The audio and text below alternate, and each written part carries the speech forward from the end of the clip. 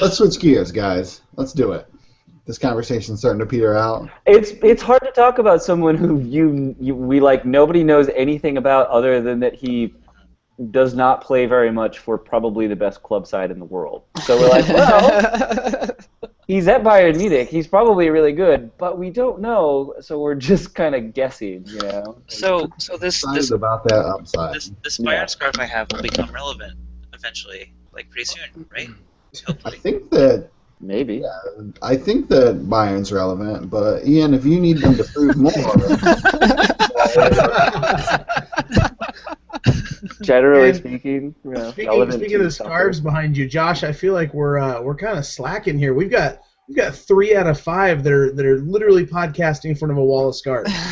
Yeah. Well, you know, you guys gotta step up your scarf wall game. Yeah. there is a scarf wall. In your mind. We have a demilitarized zone policy with scarf walls and other things because in my your lady house. friend's a Seattle Living in enemy fan. territory, sure. So Yeah, we have no scarf walls. Because they'll get burnt down? No, come on, we're all adults, but we do not have a scarf wall. Even my autographed jersey, it was like, well, I'll stick it You away. have to keep it under a loose floorboard. Yeah. I'll never know it's there, honey. Don't worry. That's why you have neutral scarf walls with like a Timbers Army scarf and a Romania scarf and I a want to Minnesota point out to scarf. everyone that Ian has had the scarf wall behind him for years. Big DC fan, not a single DC scarf. It's coming. Stephen MC19, who was on this podcast a couple weeks, he's sending me one. Ian's check is in the mail. You know, in the interest of being truly neutral, since you do have a Timbers Army scarf, I feel like I might need to mail you something. Do it. I'll be glad to hang it up. Yeah, Ian I think accepts free scarves. Yeah, Basically. this is how Ian gets scarves. Well, wait, if you've got that, you need this. Next thing you know. So, Chris, switching gears, where are we going? Yeah. Let's just get. Ian has some. Ian wants to talk about Clint Irwin's ammo a little bit. Ian, get it. So Clint Irwin's from North Carolina. He went to Elon. He played for the Charlotte Eagles. And basically the only thing I took from his AMA is that he really likes Cookout, which is basically this really awesome late night joint in North Carolina that everybody should have but doesn't. So we're just plugging restaurants in North Carolina. yes, basically. Okay, that's what you. We're up to. I'd also like to plug Cheer Wine because that's pretty awesome too. Anybody else have any restaurants that only exist one place in the world that they want to plug? Best vegan strip club anywhere in the world. Wait, Devil's what? Point. Yep. Devil's Point in Portland, Oregon. I was there recently. How is that even a vegan strip club? What? The food is vegan. Okay. No leather thongs. The people are vegan. No leather thongs. I mean, no thongs. So, you know, there's that.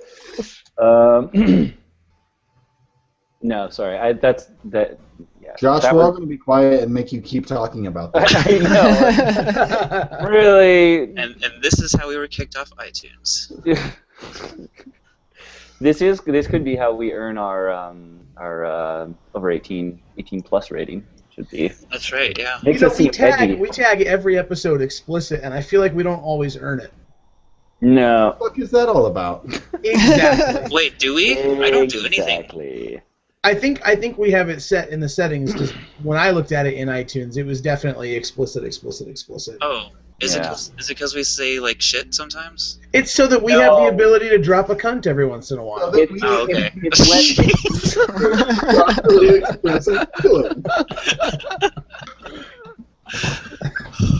I put that in there when we originally set it up to give us the option for profanity. Profanity optional. We're allowed. Like, yeah, we're going to swear all the time. Be hard. But then every time we do, Dennis judges us a little bit. Yeah. We get high horse, and we have to cut it out. I think I was the first one to ever swear on this podcast, and then everybody was taken back from what I remember from last year. That's probably true. Oh wait, I'm looking at last week's notes. Well, let's get explicit then. Clint Dempsey's hitting dudes in the nuts. Yeah. You know what? I watched that. I can't believe they suspend. It really didn't look intentional at all. And I know I'm supposed to be like, fuck that guy, but it looked like he was flicking his wrist back as he walked along. It looked like he. So, what's his name? Booth? Do I have the guy's name right? Is his name Booth? The gentleman who was not punched. Bloom. Sorry. Yeah. So his hand was on his back for a second, and it looked like Clint Dempsey went to go brush his hand off of his back and accidentally hit the guy that is. And having been hit in the nuts before. We got the explicit tag. Call him whatever you want. I was trying to think of something better. I was trying to think of something more clever, but I was just like, balls, nuts, whatever, jewels.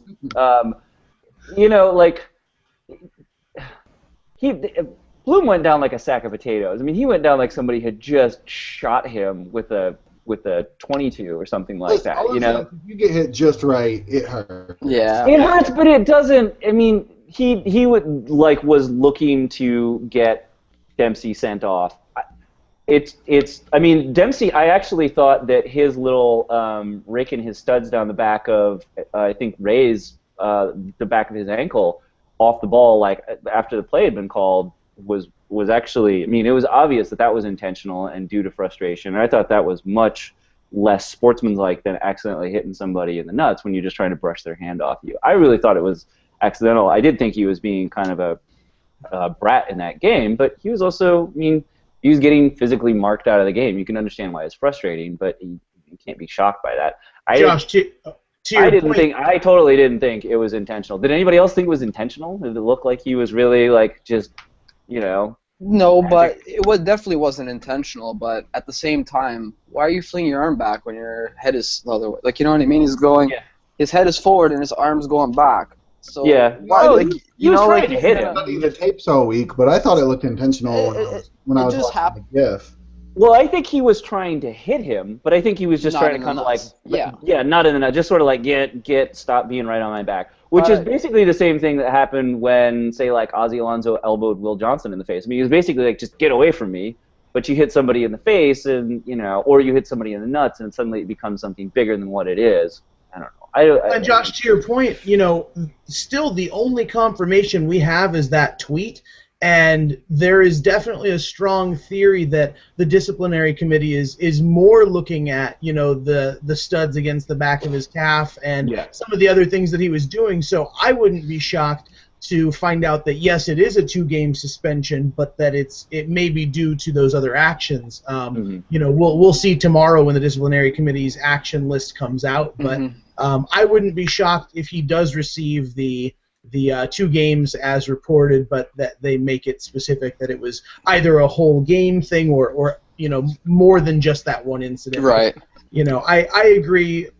It looked incidental to me as far as targeting the sperm bank, but because that's a great shot. If he can just like no-handed get that every time, there's no fucking way I'm standing in the line behind. That's what I'm saying. You guys have seen the same Dempsey I've seen over the last half a season. I haven't seen him shoot with his back to goal like that. Goodness gracious. Well, can we talk a little bit? Dennis has got to go soon. Can we talk a little bit about the soccer game that happened in? Oh yeah. Yes, definitely. Some play of sorts. I mean, if you want. Yeah. Just a fall and I will allow it. So I guess I'll take this one. Toronto and Seattle played on the weekend in Seattle. Toronto's first game of the MLS season happened to be away from home. And Defoe scores 2 goals, and they play a pretty good first half. The second half, though, not so good. Seattle comes back, scores another goal, and then we have the same 15-minute period towards the end of the match where TFC fans are sitting on eggshells, waiting for that second goal, but it never came. So, what did you guys think of the match? Well, we'd actually rather give you a chance to jinx your team for the entire season. Oh, okay. Yeah. Okay. Because someone wrote in the notes here that TFC is going to go on and win MLS Cup. I don't know who. It definitely wasn't me. Yeah, that was definitely me. No, I didn't write that. But I don't know. TFC winning the cup, definitely a possibility. After last Saturday's showing, definitely in the back of my mind. That's So what you're saying is you think the rest of the season, the opposing teams are basically going to be passing the ball to Jermaine Defoe? Something that Come on, Papa. you assume is going to continue happening? If you had the chance to pass to Jermaine Defoe, wouldn't you? You're like, I'm getting in that highlight reel no matter what.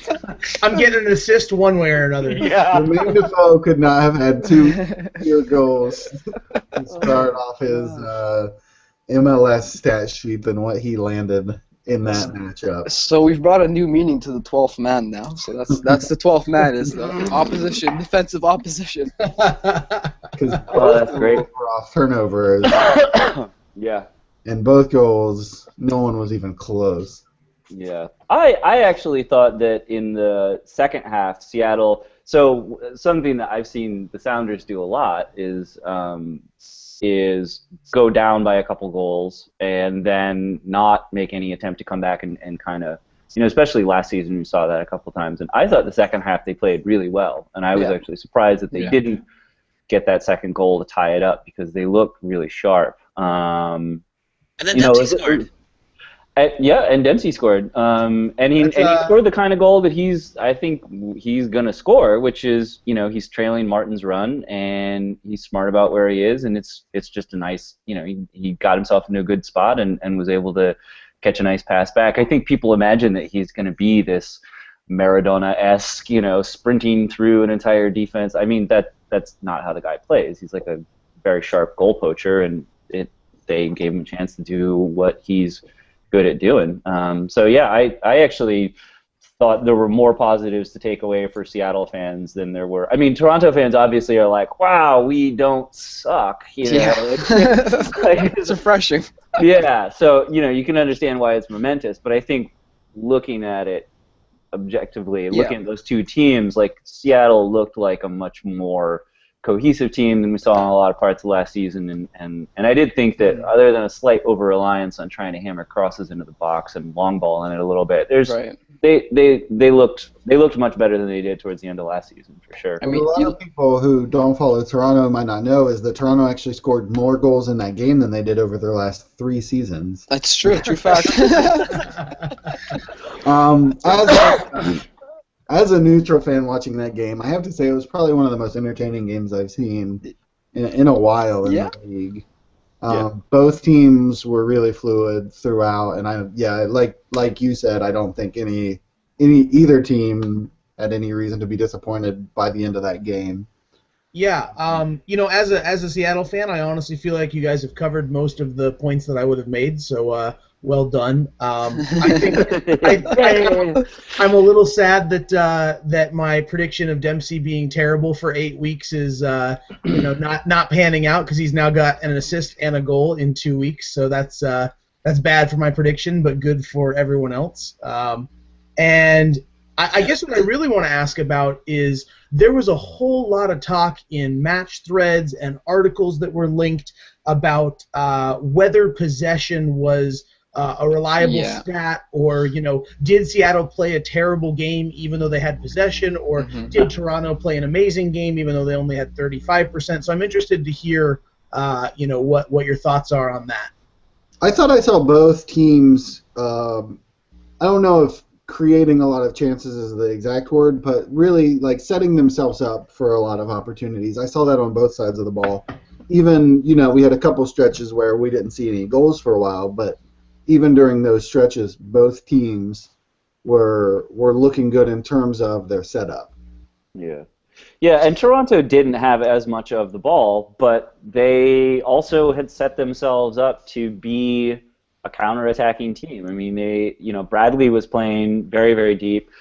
A lot of their midfield was sitting back, and Defoe, especially in the second half, it worked when they could get the ball and press up really quickly and get the ball to Defoe. But when they stopped doing that as much in the second half, Defoe looked really neutralized. I mean, he was up all alone without anybody to play off of and anybody to distract the two center backs from him, and he looked kind of lost out there. So statistically, if you have more possession, you're going to be able to put together more shots. Now, that's not always the case. Obviously there's some that can go against you. When you He's have a got more possession. franchise-tying highest fouls suffered for a second week in a row, it can be tough to get that flow going for sure. Yeah, there was a lot of tactical fouling in that game. Like Jackson stayed on the How field. did he I don't know, walk man. out without a yellow? I Good don't- God. For persistent fouls, there were 3 separate 5-foul players on Toronto that all walked away without a yellow card. And hard tactical fouls. I know that sounds homeristic, but man, it was definitely frustrating to watch that aspect of the game. Now, obviously, Bradley had a great game, and Defoe took chances, took opportunities where he got them. And so I don't want to take anything away from Toronto as far as how the game ended. They absolutely deserved that win. But man, that's tough after having the exact same thing happen with Kansas City the week before, where it was just hard challenges, tactical fouls. The stat's been thrown out in our MLS that from the first game that he played in, Clint Dempsey is the most